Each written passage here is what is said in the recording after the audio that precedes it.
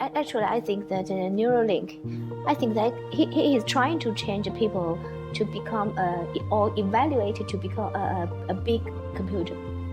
Yes, a human computer. Well, Neuralink is a good example of taking advantage of new technology for putting electrodes into brains. Yes. And to do two things. One is to eavesdrop and find out what the motor system is doing. Yeah.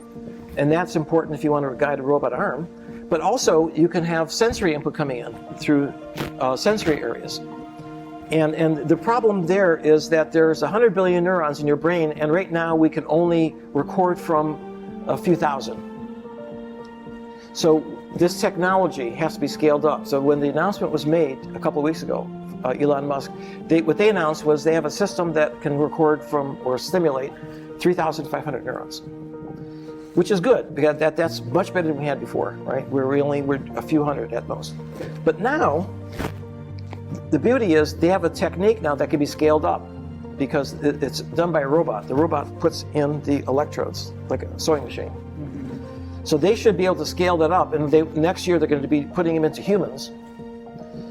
And this is going to allow the brain to directly interact with the physical world just by thinking and take information from the internet.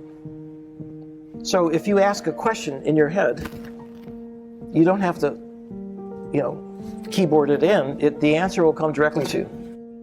But that also means that you will be controlled, actually. Shh. At this moment, I think only read the signal, not write. I think if you have the route to read a signal, that means that you can be right. It can be written by. No, she's right. Yeah, she's right. I mean, that's ultimately this. If something's possible, somebody will do it, right? Mm-hmm. But and this is now like any other technology. It's got to be regulated. You've got to make sure that certain things that could be bad, Well, first of all, you don't want to tinker with someone's psychology, right? Because people already have enough problems with mental disorders, right? But you might actually be able to help somebody with a mental disorder. So there's good and bad. You can go both ways.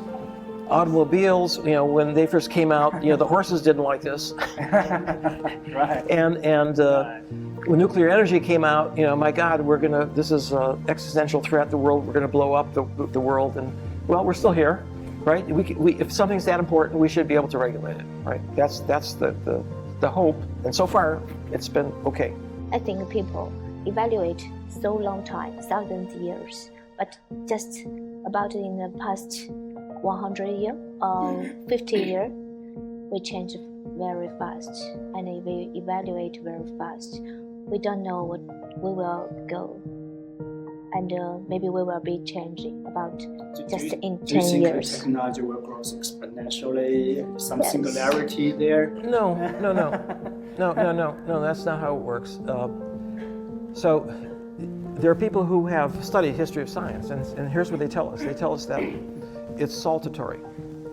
That's to say, typically what happens is that there are these paradigm shifts. This is Thomas Kuhn, who was actually one of my teachers when I was in college, historian of science. And what suddenly, like, you go from classical mechanics to quantum mechanics, right, in physics, and that occurred in 20 years. So that's exponential. But then you have what he calls normal science, where you have incremental advances and people applying quantum mechanics to different problems and then creating devices like lasers, right, and computers, right? That was all done 50 years after quantum mechanics, but it was built on the basic science. And so it's really these steps, these quick jumps, and then gradual incremental improvements where new things happen that are very effective and important and change things, but on a much slower time scale.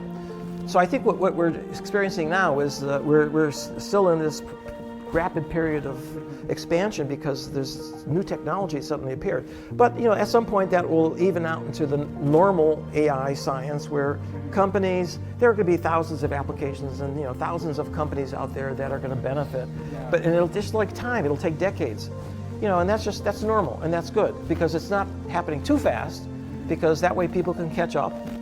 So, you know, but it is exciting if you're in the middle of one of these revolutions.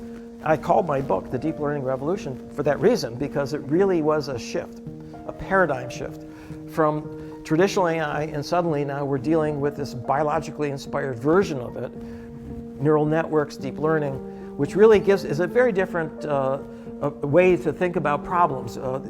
Instead of program, you look at the data, see how you can effectively organize the data, understand the probability distribution, in the case of the GANs, the generative adversary networks, and then use that structure in order to be able to solve problems and create new structures. We're in this lift phase where, you know, the rocket is still going up. We don't know quite where it's going to end up. Maybe on the moon. I don't know.